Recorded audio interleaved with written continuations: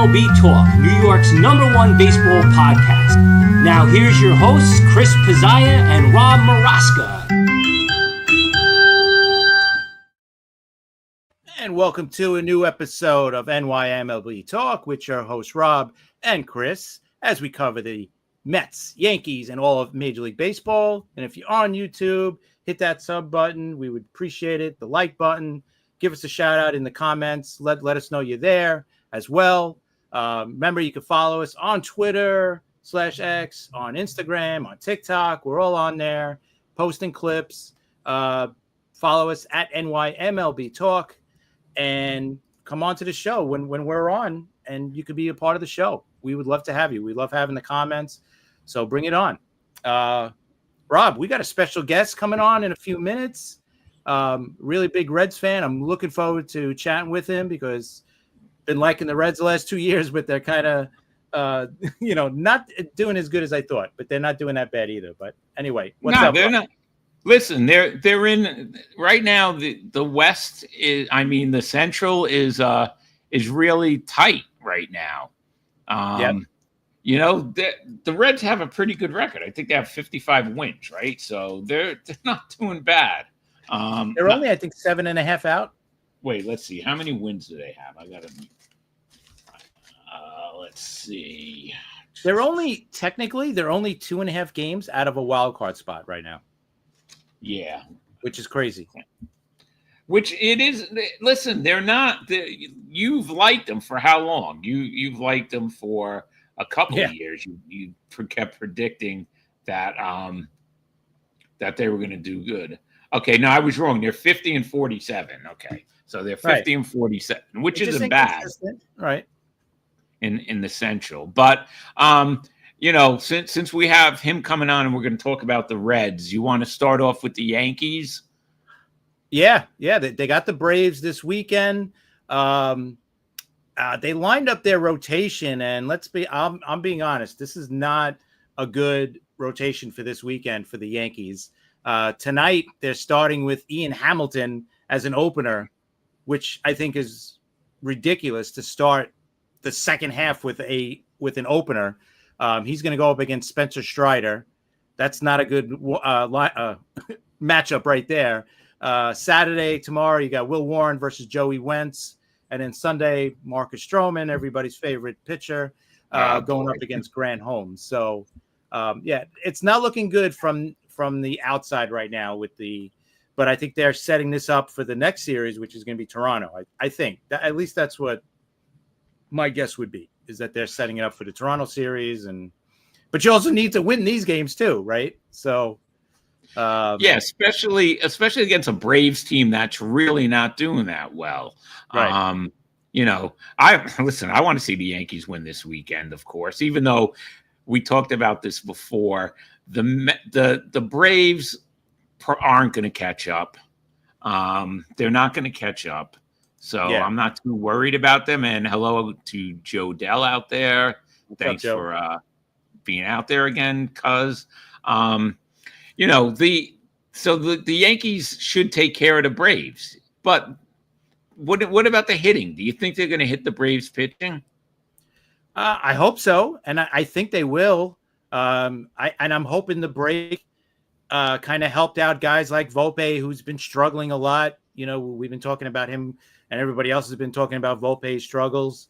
I'm hoping these last couple of days of him just kind of shutting down from baseball, and hopefully he gets to reset a little bit here in this for the second half and have a good second half, because he needed it. I think of all the players on the Yankees, I think he needed it the most. He needed this break the most. Mentally, physically, you could tell he was struggling, both sides, offense, and in the field as well. He was just atrocious. Meanwhile, the defense has always been good leading up to this year, but this year he's just regressed so badly. So I'm hoping this break helps, because we need him in the second half, because the Yankees do not have another shortstop option, right? Peraza is playing third base right now. Hopefully they could add a third baseman. We've been talking about that forever at the deadline. The deadline's, a couple of weeks away, so they got to figure this out. So we'll see. And of course, they need pitching for the bullpen. I don't know if they need to start as much as a bullpen help, but definitely need some help in the bullpen. So, but like I said, I really hope Volpe, takes this 3 days that he's had and kind of reset, and he's the old Volpe from the last couple of years. Yeah, well, like you said, that he needed this rest, right? Maybe the Yankees come back from this All-Star break with some energy, rejuvenated, and, they play more like we thought they were going to play for the first half of the season. Right now, the way they've been playing, what do you honestly think their chances of going back to the World Series is right now, if you had to say it today? Right now, I don't feel great about it. I feel like they still have a chance, and a decent chance, not because how good they're playing, but because the rest of the American League. The Tigers, I think, have the best chance. After that, to me, it's a toss-up. Houston's playing very good, probably a little bit better than a lot of people thought they would. But other than that, who else is really playing better? The Red Sox, super hot right now, 10 straight. That's the team I'm more concerned about in the East, more than Toronto. I think Boston's on a roll, and I think they're just percolating right now. And this is going to be one of those teams that's going to take off in the second half. And let's see what they do at the deadline as well, if they could add some more pitching. But, I still think they got a chance. But they have to make changes at the deadline. They have to make moves. We always complain about Cashman not making that big move at the deadline and all that. This is the year that he has to do it. And he said it in the interview right before the All-Star game. He goes, we're going to town. So that means they're going to be busy working the phones and hopefully bringing some guys in, because they need to add. Because if they don't, I don't think they make it back to the World Series. I'll say it that way. I'm not saying they have no chance, but it would be my prediction. If they don't make any major additions before the deadline, I don't think they're making it back to the World Series. Yeah, I kind of agree with you. I mean, in that American League East right now, everyone except for Baltimore is in it, really. Yeah. Tampa Bay it's 5 wins that divide Toronto, Tampa Bay. So everyone, Toronto has 55 wins, Yankees 53, and Boston 53. They have 2 more losses than the Yankees. And then Tampa Bay 50. So everyone except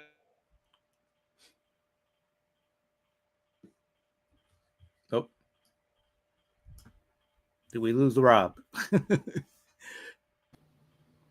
think we lost Rob. Rob. Oh, yeah. No, could you see me? I'm here. Yeah, you're just frozen right now. But yeah, there was a glitch in electricity here, but it should be good now. So anyway, Baltimore, which shows me that Baltimore is going to be sellers, I think. What do you think? I agree. I think they should definitely be sellers. And especially with the guys that they have that are becoming free agents. You got Ryan O'Hearn, Cedric Mullins, those type, got to be moved. Listen, unless they're going to give Mullins, one of those extensions that's going to make him an Oriole for life, yeah, I would definitely trade him. But here's the thing: I heard their closer, Felix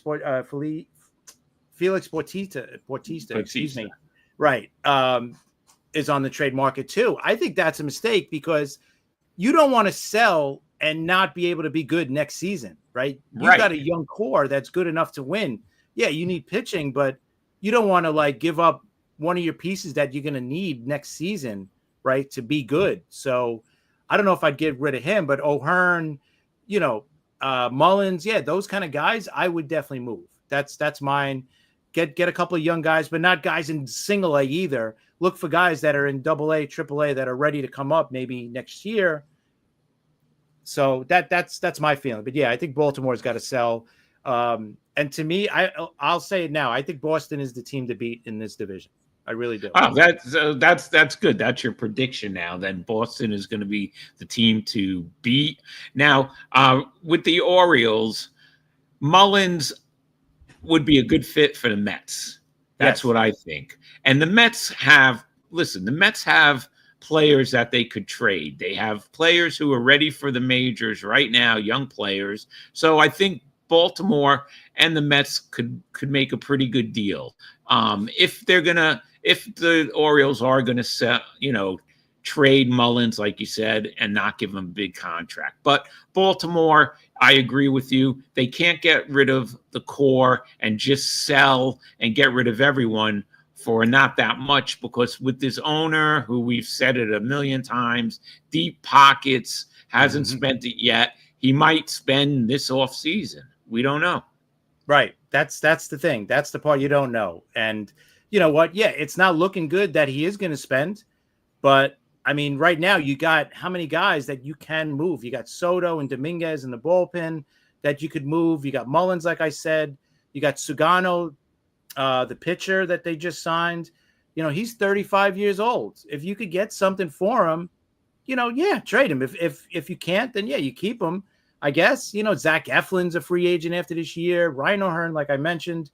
Gary Sanchez, but he's going to be out, I think, for the rest of the year, so he's probably done. You got Kittredge, who's got a club option. Laureano's got a club option. Mateo's got a club option. Maybe those guys. Tyler O'Neill has an opt-out after this year.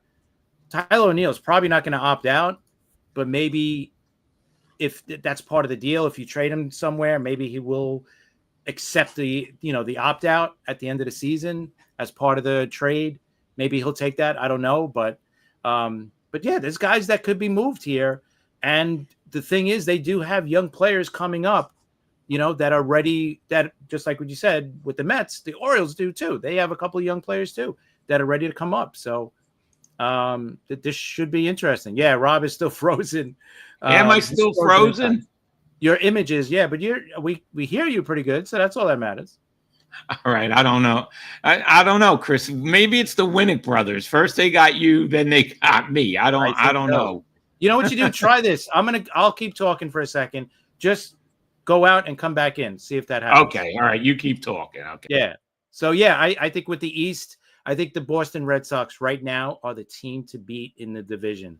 The Yankees could be that team if they make some moves, but I still think the Red Sox are the team to beat. And if they add another starter to that rotation, that is going to be the team to beat in the American League, even more so than the Tigers. Of course, if the Tigers make a big move, that's the other big one. But to me, those are the big moves, the big teams right now. So we'll see what happens going forward. But that's really it. Joe, you're pretty funny. Am I still frozen, or did I? Now you're totally black. Now you're totally black. All right. Why don't you go over something real quick? Let me sign out. And now It's my turn. Okay. All right. Give that a shot. So yeah. Anyway, so I think that's with the East. I think Boston, Toronto. Listen, I'm not forgetting about Toronto either. I know a lot of people are probably like, "Oh, what about Toronto?" Yeah, Toronto. Listen, they're leading the division, so let's see what they do. And they said, I think one of the reporters, maybe it was Passon or whatever, has said that they're going to be all in this trade deadline. So they're going to be all in with their top prospects to get this team better. So that's a team to kind of watch out for. I still think Boston is the team to watch out for because they also have a lot of good prospects that they can move. So we'll see what happens there. And then we're gonna move on to the National League with the Mets when Rob gets back. But and Rob is back, but we still don't have a video for Rob. All right, that I hear you good. So that's all that matters. Okay. All right. So I didn't hear what you just said. I was just finishing up my discussion about the American League East, saying about Toronto. I'm not forgetting about Toronto. And, I forgot who it was. It might have been somebody on MLB Network saying that Toronto is going to be all in on this trade deadline, right? So they're going to do what they can to make a move. Okay, well, yeah, that's we'll see what happens. And Joe Dell is cracking me up.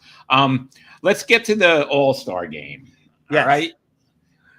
All right. Yes. What was your thoughts? I want to hear because we definitely have our thoughts about the All-Star game. So what are your thoughts? How it ended? Tie game. They go to the hit off or whatever it was. Well, what are your thoughts? Yeah, the hit off. I was going back and forth, and I'm going to tell you something. I'm old school. I tried to like it.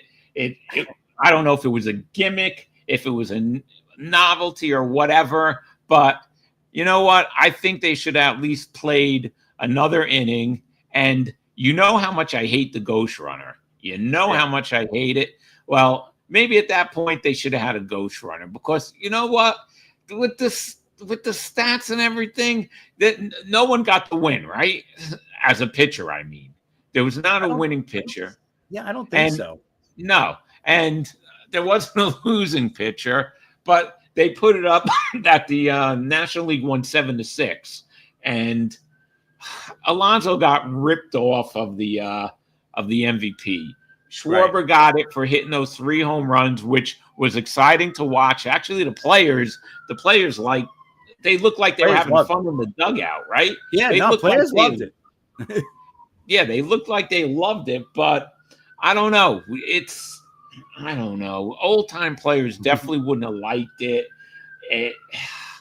Alonso, like I said, he lost the MVP. It was supposed to be someone who did it during the game. All right, because Schwarber did play in the game, but I believe it was supposed to be, the MVP was supposed to be for something done in the game, and then they switched it. So I don't know. I know you liked it. You told me you like it. So yeah, I'm not. I'll be honest. I'm not totally against it. Listen, if it's only in the All-Star game, and if it's only if the game is tied, obviously, yeah, I really don't care. The All-Star game is an exhibition game, so I just hope they don't say, "Oh, look, the players loved it. Let's bring it to the regular season game. Let's tie. If a game goes to 12 innings, let's do a hit off or whatever." No, I don't want that. But if it's just for the All-Star game, I'm totally fine with it. But like you, I still think the player that wins the MVP should be the guy that plays that had played in the game, right? Not a guy that just hit, 3 home runs in the hit off or whatever it's called. So, but yeah, I don't mind it. Listen, it's an exhibition game. They're trying to promote the game. They're trying to bring excitement and all that stuff. So I'm totally for it in that sense. And I'm the first person that complains that Major League Baseball doesn't do enough to promote the game, right? So I think that's what they're trying to do. So I'm okay with it. That's my feeling for the All-Star game.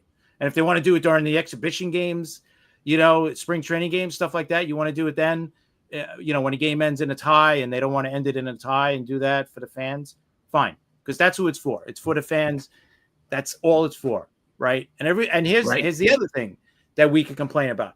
Why wasn't guys like Judge, Cal Raleigh, those guys in the home run derby for the American League, right? Yeah, I mean that was a big deal. Why was Judge even in the dugout? Where some of those guys were already dressed, I think. Right, that was the big problem. And also the other thing is that I think it was John Heyman posted that the players were determined before the game even started who was going to be in that hit off, whatever it was called, swing off. So I guess, listen, I guess Judge was like, listen, I got to get out. And it makes sense, right? Because Ohtani wasn't a part of it. And then I think some of those players were at the ESPYs the next night. So I think that's the biggest problem. They had to, I'm not feeling bad for them, trust me, but they had to travel from Atlanta all the way out to LA. So they probably wanted to get out as quickly as possible, do 3-4 innings, whatever, in the All-Star game, and take me out. Let me take a shower and I'm out of here. I'm getting on my private jet or whatever. Right. So that's probably why they decided to leave early. So. Yeah, I think so. Now, Chris, do you want to talk about something for like I see, I'm looking at the feed and you're right. I don't know why this isn't working. I was just going to reboot. Do you want to talk? Do you want me to reboot? It's up to you. Whatever you want to do, Rob. All right, go. Why don't you go over some Yankee stuff or whatever, and I'll be right back so I can fix this. Okay. All right. Yeah. Listen, we could go over the deadline. I think coming up, obviously the needs for the Yankees, we know, going to be probably third base, number one, number two, bullpen help for sure, and of course starting rotation. Right, you never have enough pitching. We're always going to hear that. So I think we've seen something today about Mitch Keller from the Pirates possibly being linked to the Yankees. You know what? That's not a bad ad as long as you're not giving up top prospects for the guy, and you might have to. But he's also signed for 2 more years, so that's not a bad idea. And like I said, you don't have enough. You never have enough pitching. Jonathan, Chris usually has Wi-Fi problems. Now Rob got. Yeah, I know. Thank you. Exactly. I know. I fixed mine a couple last week or whatever. Hopefully it sticks, but we'll see what happens. But Rob will be joining us back in a few minutes. But yeah, we were just hitting up with we were just talking about the All-Star game. Rob doesn't like the way it ended. I didn't mind it because it was an exhibition game. Like I said, I don't mind. It's for the fans. Doesn't matter. And, we'd like to see it keep going, maybe play an extra inning. But at that point, after the 9th inning, neither team had any more pitchers. So they would have to figure that out to begin with, right? You would have to add more pitching. There you go. We see you now, Rob. All right, I'm back. Thanks for covering for me this time. Yeah, no problem. No problem. It looks like our guest is here, so we're going to add him to the stage. I see. He just has to straighten. He's sideways right now. There you go. He is. All right, let's bring him on. Okay. All right. So I want to introduce our special guest today, Dr. Rodney Jerger from the Duncan Hills Veterinary Practice. He's my dog's vet, and he's a big Cincinnati Reds fan. How you doing, Dr. Jerger? Doing well. Looking forward to the second half of the season starting. And kind of crazy they're starting against the Mets where I'm living now. Mm-hmm. Yeah, that's right. So I think it's going to be a good series this weekend. The Mets, Sean Manaea is going against the Reds tonight. But the rest of the pitching staff tomorrow and Sunday is to be announced. So I don't know who's going to start the next 2 games. But are you going to any of the games this weekend? I'm definitely going to Sunday. I was going to try to go to tonight's game. It may not be looking good for me. Okay, well, hey, that's good. I wanted to catch one with you. Next time we'll definitely do it. So let's talk about the Cincinnati Reds. You grew up in Ohio, right? Yep, I grew up actually about 25 minutes outside of Cincinnati. Okay, and how long have you been? What is your first baseball moment or memory of the Reds? How long have you been a fan of the Reds? I've been a fan most of my life. I'd say the earliest memory that I can definitively say and the exact date, which unfortunately isn't a great day in New York history, but when Pete Rose broke Ty Cobb's record 4192 on September 11, 1985, I was 9, going to be 10, and my brother is about 7 years older than me, and he took me to the game when I was in 5th grade, and I was at the game when that happened. So that was pretty cool. So that's great. That's definitely great. What a first game to go to. I know Chris, my co-host, is for the past couple of years he's been picking the Reds to be in it. So he wants to ask you and talk to you some stuff about the team now. Yeah. Welcome, Doctor. I appreciate you coming on. Great to chat with you. Listen, I thought last year they were going to make that turn and be a playoff team. This year, especially this year, I thought after getting Francona as the manager, I thought that was going to be that extra push because I love the team. I love how the team is. Why are they so? I think the best word to say it is inconsistent, right? Their offense, especially. I mean, they're consistently inconsistent if you look at their schedule and what they do. Because obviously, you guys might know this, and all of us Reds fans know we're the only team left in all of Major League Baseball that has not been swept in any series this year. So. Wow.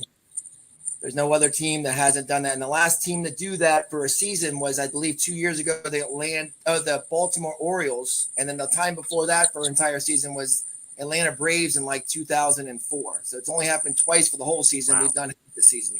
So Hunter Green keeps on getting injured and our batting is up and down. It's frustrating, but Austin Hayes is back. He's starting to play better. And Ellie's cutting down on his strikeouts, even though he's still striking out a lot. He's cutting down on that. He's down some percentages recently. And if you actually look, Francona's record when he was with the Indians prior to the All-Star break was .529, his winning percentage. And after, he was .571. So we're hoping he can bring some of that excitement and winning. You got to know that he's going to win a few games for us as a manager.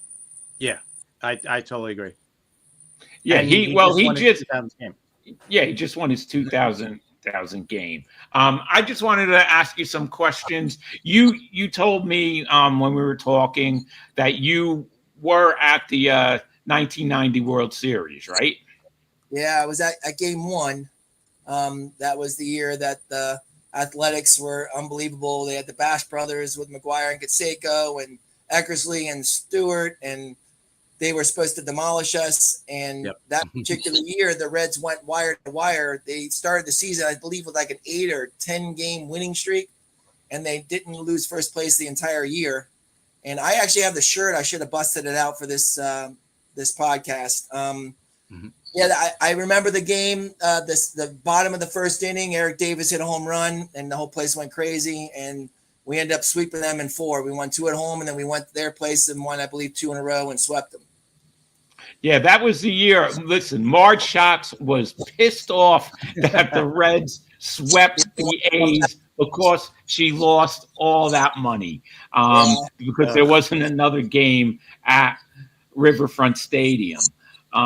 And that was the second year, 2 years in a row where the World Series winners swept the series. The Giants did it the year before during the Earthquake series against Oakland. So, I mean, Oakland did it against San Francisco during the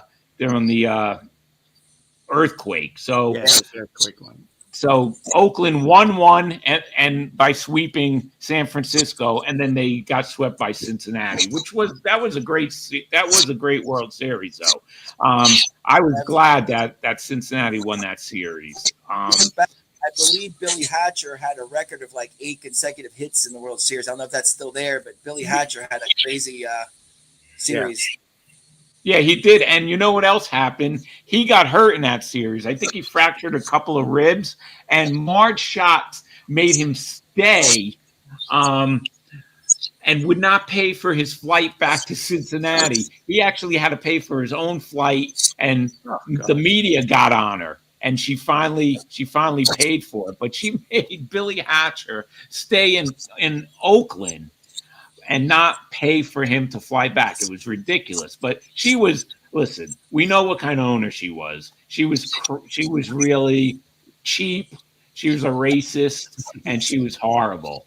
So that answers it. But Chris, do you remember that World Series? Absolutely, yeah, absolutely. Like you said, I think the A's series especially, because to me the A's should have had 3 or 4 straight World Series during that era, right? I mean, they should have won the Red Series. I'm not putting the Reds down at all, but the A's were like this juggernaut of a team. That one, and of course the Dodgers series too. They should have won that one. I mean, how do you lose to the Dodgers when even their best player was out for the whole, right? Because Kirk Gibson, outside of the home run, didn't play at all for that whole World Series. Yeah. So, amazing. And he had the biggest hit of that World Series. Yeah. But Dr. Jerger, who is your all-time favorite Reds player if you could pick one? I mean, if you have to go Pete Rose because he's from Cincinnati. I know he did some things that wasn't great with the gambling, and he didn't come up front and admit that he did wrong. But the way he played the game, I don't know if anyone ever played the game like him. And that HBO documentary show that they just did kind of like encapsulated his career and the good things that he would do and the bad things. And I'm not sure which one outweighs which. I would like to think the good things because he's going to get into the Hall of Fame soon. Pete Rose probably, and then probably more recently, Joey Votto. So I'd say those two are probably, Eric Davis is in there too, but Eric didn't stay for as long. He had injuries. I mean, he was the beginning of his career. If you look at his stats, he was equivalent to Willie Mays in the beginning of his career, and then it just kind of went awry. I had a bunch of his cards, and I wish he would have continued to do his way. It didn't work out. You and me both. Yeah, Eric Davis, one of the best as a Met fan in 1986 when Ray Knight got into it with Eric Davis. That was unbelievable, that fight. Well, that was the 86 Mets, and they were a tough team, and it was crazy. But I'll never forget that fight when Eric Davis bumped Ray Knight, and Ray Knight was a Golden Glove boxer, and he really did some damage on Eric. On Eric Davis, but that was great. Jonathan's writing in and he's saying his favorite all-time Reds player is Chili Davis. Nice. Yeah, I got a question for you, Doc. What were your thoughts when the Reds traded O'Neill for Roberto Kelly back in, what was that, 90, 91, 92, 93, whatever year that was? I mean, you got to look at it, and it was the best thing that Paul O'Neill's career could have ever, happened to him. So, Kelly wasn't a bad player, and O'Neill played. Roberto Kelly. Say O'Neill's going to do what he did with the Yankees with us. He may not have been able to do that, so it worked out. So I wouldn't say that I was so mad about it. I mean, Kelly did okay, not as long as what O'Neill did. Right. Yeah. No, Kelly was a good ball player. I as a fan, as a Yankee fan, I hated losing Roberto Kelly at first because I'm like, what are you trading this guy for? He was a good ball player. And then, but of course O'Neill came here and, he became a Yankee legend. I mean, the guy's one of the most beloved Yankees. That's amazing. It is. I love O'Neill. Thought he'd be the manager at some point. Oh, that would be great. I would not mind that at all. The great thing I remember of O'Neill was when, I don't know if you ever saw it, you probably have, when he booted a ball going to the outfield and he the ball and it went right to the cutoff man or the first baseman, kept the guy from going home. And it was such a fluky play. Like, I don't know if there's ever been a play like that before. Where No, I don't think anybody would ever risk that ever. What he did. No, that was wild, but it was wild. Definitely, Chris. But Chris, you got O'Neill in your booth right now. Yes. Listen, I'm older than you guys, so I remember the Big Red Machine really well. And 75 and 76, those were two amazing years. They won the World Series against the Red Sox and then the Yankees. And those teams were amazing. Could you just imagine, a team with Bench, Morgan, Pete Rose, I mean, everybody, Griffey Sr., that it was so amazing. And I remember watching those teams in the World Series, and things weren't like it is now. So we had to watch, these other teams on the game of the week, which on NBC or sometimes Monday Night Baseball on ABC. So you didn't get to see them. And that's why the All-Star game back then was a big deal, because you got to see all these stars that you didn't get to see. So seeing those Cincinnati Reds, Big Red Machine teams was great. So it was just amazing. Cincinnati has a great history. Dr. Jerger, I wanted to ask you, what park do you like better, Great American Ballpark or Riverfront Stadium? It's not even close. Riverfront Stadium is just like a cookie cutter. Riverfront and Three Rivers were all kind of the same. There's memories that happened there, and I was too young to know Crosley Field. My dad would tell me stories about Crosley. They made a duplicate Crosley Field in Cincinnati. It's much like it's not have obviously the stands and stuff, but there was a hill in the middle of the outfield, which was kind of crazy. But definitely the Great American Ballpark's got a great feel, and you appreciate the river more because Riverfront Stadium, which became Synergy Field after that, it was completely blocked off because it was a big, huge wall. It's kind of like Shea Stadium. It was very similar.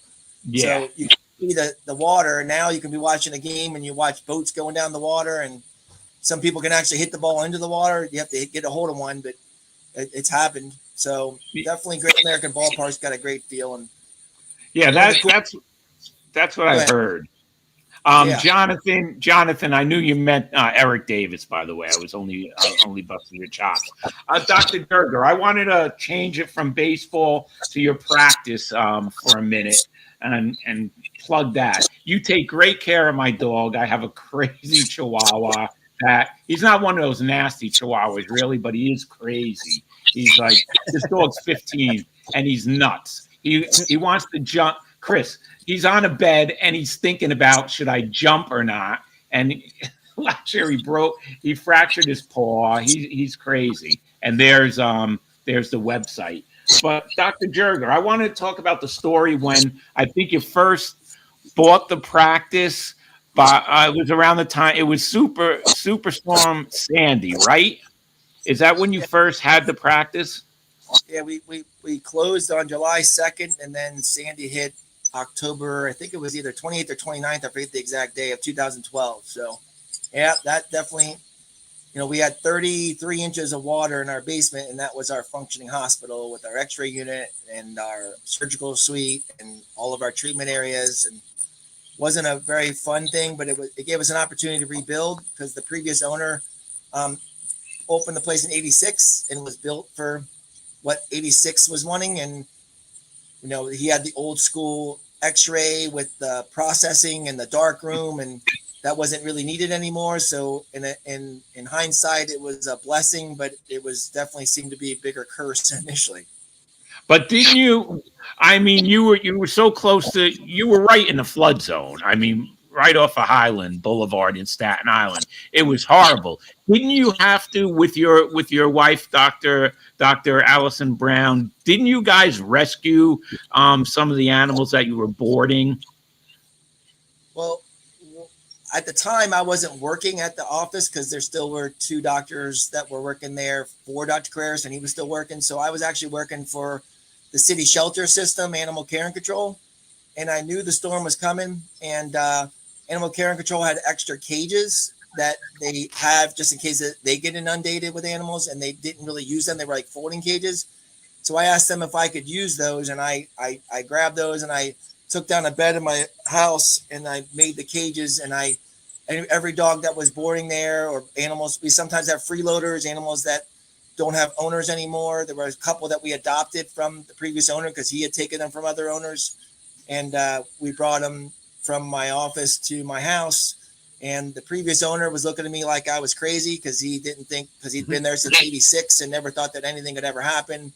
And I brought those animals in. I took a lot of the equipment upstairs.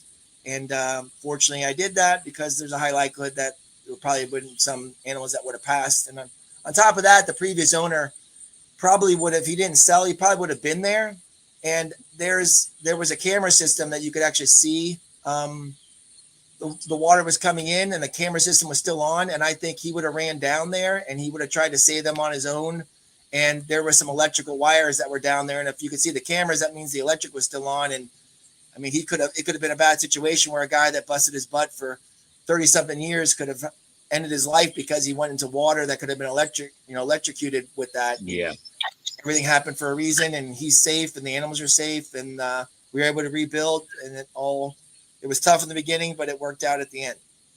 Yeah, that's great because listen, you guys give great care, very caring vets. All your personnel always took good care of my dog, and like I said, sometimes he's crazy. And during COVID, you guys used to have your attendants come out and take the animals from the cars and brought them inside while we waited outside. And I know that my dog used to snap at some of your attendants and stuff, but you're great care. And listen, vets, as far as I'm concerned, vets versus, medical doctors, vets have to know the anatomy of like so many different species, dogs, cats, exotic birds, reptiles, rabbits. I don't know how you do it. I really do not know how you do it. That's a lot of things. A medical doctor, may be a specialist in a podiatry or, whatever, an eye doctor, hand surgeon. but you guys have to know so many things. How hard is that really? I mean, it's part of the joy of the job that you don't specialize in one thing. You kind of know a lot about a lot of things, so you don't get so bored that you get to practice, doing surgery and internal medicine and, dermatology. And so it's all just, what you signed up for. And when you got into it, there's days that are tougher than others, but overall, I know that when I retire, that I'm going to be grateful that I did the job that I did, and I helped out as many animals, and I helped their owners go through good times and hard times, and I was there for them. So that's the payback, the joy that I get out of it. Yeah, and like I said, I definitely you guys are great there, very very caring, and whenever I need you, you're there for me, and I appreciate it. But I know Chris wants to get back to some baseball, so Chris, go ahead, take over some Cincinnati Reds talk. Yeah, no, well, you mentioned Pete Rose before, and I think you did say he is probably going to get into the Hall of Fame, right? Yeah. If that does happen, let's say if he gets in, and even Shoeless Joe Jackson gets in, do you believe that opens the door for, let's say, some of the steroid guys to get into, or what do you think? I kind of feel that, with the way professional sports is pushing towards DraftKings and all the betting things, that it was an inevitable thing to let people that gambled in. So I think that maybe let them in. I wouldn't be surprised if it does lead in that direction, but, I don't know if it's a definitive. I think, Pete Rose bet on baseball, but he always bet on his team to win. And, he played the way he was supposed to play. He didn't cheat, and he busted his butt and worked hard. And, I'm not saying the players that played that were good, that did steroids, wouldn't have been Hall of Famers without it. But, I think that's tarnishing the game a little bit more, in my opinion. You look at pictures of Barry Bonds when he was with the Pirates, and you look at when he was at the Giants, and you're like, how is that the same person? And what hat is he wearing now compared to what he was wearing before? And it's I appreciate him. He was one of the best players. Honestly, he's one of the best players I've ever seen play, live. He was amazing. And it's hard to say that people with that much talent can't get in, but there should be rules. And I don't know if I have teachers that are clients of mine, and kids nowadays don't really have rules, and they don't get in trouble for anything. And I don't know if that's the way the world is. So I guess if that's the way the world is, then I guess you can let the steroid people in, because there are no rules for anybody anymore anyways, it seems. Yeah, that is true. Sad, but see, I'm sorry, go ahead. I'm sorry. No, it's sad but true, but go ahead. Yeah, no, I was just going to say, how do you see the second half? I know you mentioned also, too, with Francona's second half record being better than the first half. Do you see them now playing better, more consistent, and maybe sneaking into the playoffs? Because maybe they can't catch the Cubs, because the Cubs have been playing great. But do you think they could sneak in as a wild card? I mean, I think, what are they, only like 2.5 or 3 out of the wild card? Yeah.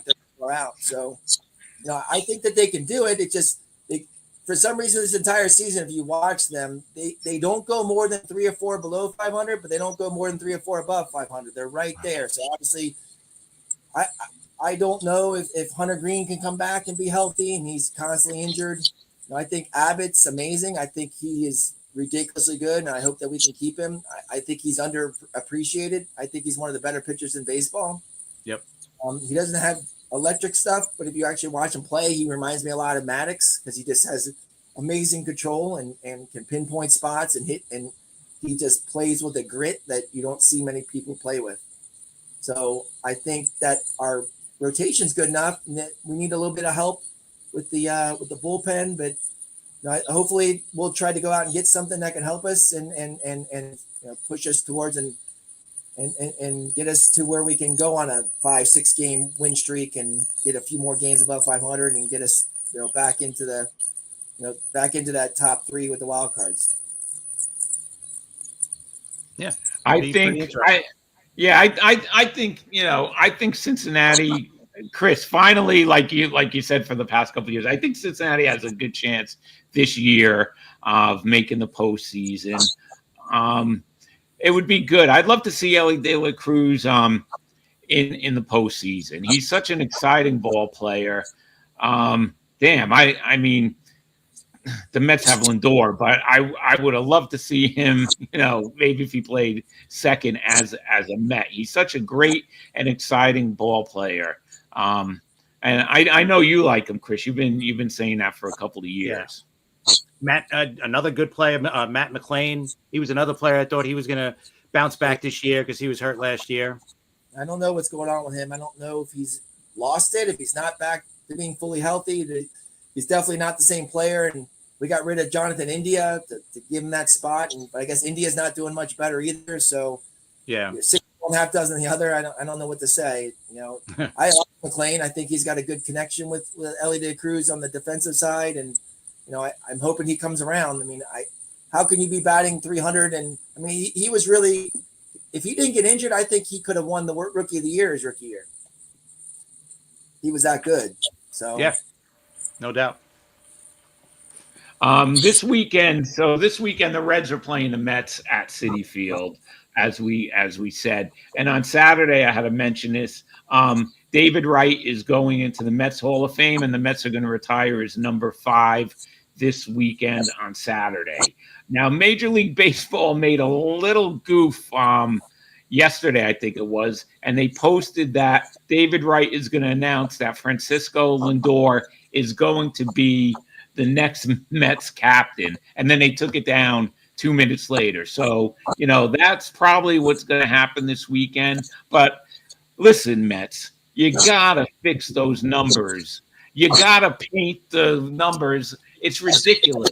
Chris, I don't know if you saw this. Some of the retired numbers are really, really faded. It looks ridiculous, some of the older ones. So I hope that they're going to fix that. Yeah. You would think Cohen, come on.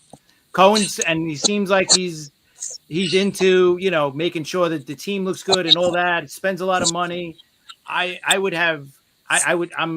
actually surprised that it looks that way now. You would think it would have been already fixed, right? So I think it's just a matter of time before Cohen gets that done. Yeah, I think so, but I can't see why it wasn't done yet. I mean, it's ridiculous. It looks horrible. They've been showing it on all the games, and Cohen's been talking about it, and Hernandez has been complaining about it, and Darling's been complaining about it. So I think it's going to be fixed for this weekend, because if it's not, that would be pretty stupid. Yeah. I mean, I've been to many stadiums during my fandom, and Citi Field is one of the better ones I've been to. So I don't want to say too many bad things about that field. I always have a great time going to that stadium, and I think they really built it for fans. And I've been to Yankee Stadium, and I know fans will hate me, but I'd much rather go to a game in Citi Field. Maybe I'm a National Leaguer, but I really enjoy Citi Field. I mean, you can walk around the whole stadium and watch the game practically from every spot, except like right behind, like down the first baseline. I think you kind of lose it a little bit, but it's a great stadium. Yeah. Oh yeah, it is a great stadium. And listen, I loved Shea Stadium, but that's just because that's where I grew up. And I really loved Shea Stadium. I miss Shea Stadium, but as far as modern ballparks are, Citi Field's one of the best. I mean, PNC Park in Pittsburgh is really, really great also. But a lot of these new parks are good. Yankee Stadium to me just feels like it's too big, too corporate, and too cold. I don't know, Chris. What do you agree with that at least? Yeah, to a certain extent, I do agree. Yeah, in that sense, but they did improve. I wish, and it was just timing, I think, that really screwed things up. My personal, and I think the Yankees would have did it too, but if they could have stayed at the old Yankee Stadium and just rebuilt it there, right? Kind of knocked it down, rebuilt it, whatever, instead of moving it across the street, I think that would have been so much better. Maybe if the Mets weren't building their stadium at the same time, and there wasn't somewhat of a race to build it first and all that stuff, maybe that's had something to do with it. But yeah, I wish they would have kept it on that field, because it's not the same field anymore as Babe Ruth played, and Joe, and Lou Gehrig and Mickey Mantle and Joe DiMaggio. It's not the same now. It's it's a brand new field. Yeah, a lot of great players played there, right? Derek Jeter played there, Mariano Rivera, Bernie Williams, all that core did, but not, there's no ghost there. Like we always mentioned, Jeter would always say the ghosts always show up in Yankee Stadium, especially in the postseason. But that's my only regret towards the new stadium. I love how, like you guys mentioned, in Citi Field, you could walk around the whole stadium and kind of just still check out the game, walking around it. In that sense, I do like what the Yankees have done on the inside of the stadium, their signages, and I think they appreciate their past more than the Mets have, at least with the stadium. But now things are different now with Cohen. The Wilpons are gone, and things are changing. So that'll change. And Joe Dell's never been to New Yankee Stadium, but he's been to Shea. So when you're ready, I'll take you to a Yankee game. Whenever you're ready, you could be my guest.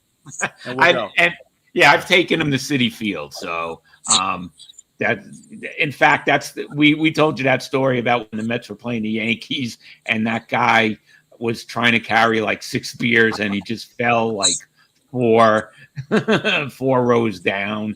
That was at the Met Yankee That's game. Probably happened at every stadium, I think, right? At some point. Yeah, I think so. But I do want to, Dr. Jerger, I do want to see Great American Ballpark one of these. Yeah, that looks like years. a great stadium. It looks like it does look like a great stadium. What do you like about Great American Ballpark as far as versus Citi Field, let's say? I mean, I do like Citi Field. I think Citi Field's better, but Great American Ballpark does have a lot of family stuff.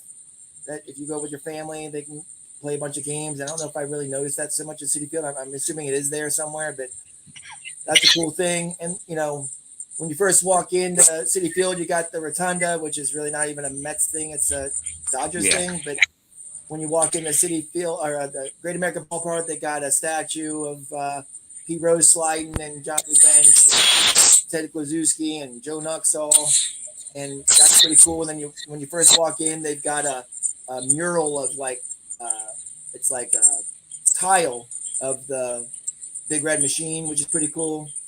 So that's a pretty nice touch. Those are things I really like about that stadium. And then like I said, just being on the water, and I haven't been there in a while because they redid the area between, because the Red Stadium is near the Bengals Stadium, and in between they redid it to a little bar scene, which I've not actually attended that area. So I'd like to see what that place is like. But obviously that's not the stadium, but that's the area. So I like the feel of being on the river.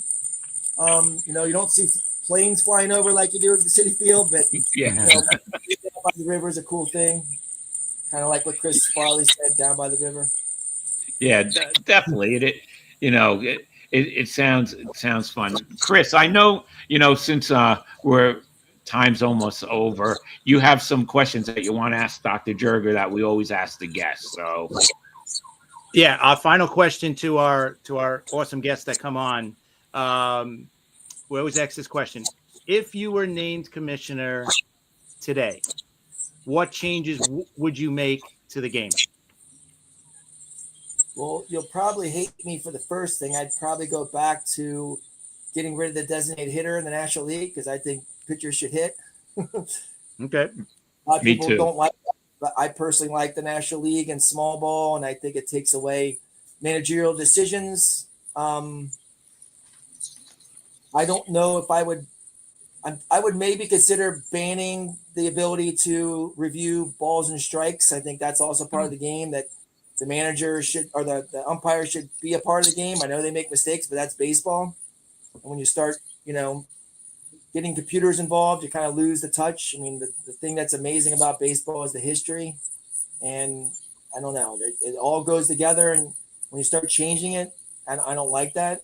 I don't know what else I would do, to be honest with you. I do like the rules with the playoffs, having the extra wild card and giving a bonus to the team that has the higher wild card spot. The 2 wild card teams play each other. Maybe it wouldn't be a bad idea to make that a 3-game series rather than a 1-game game.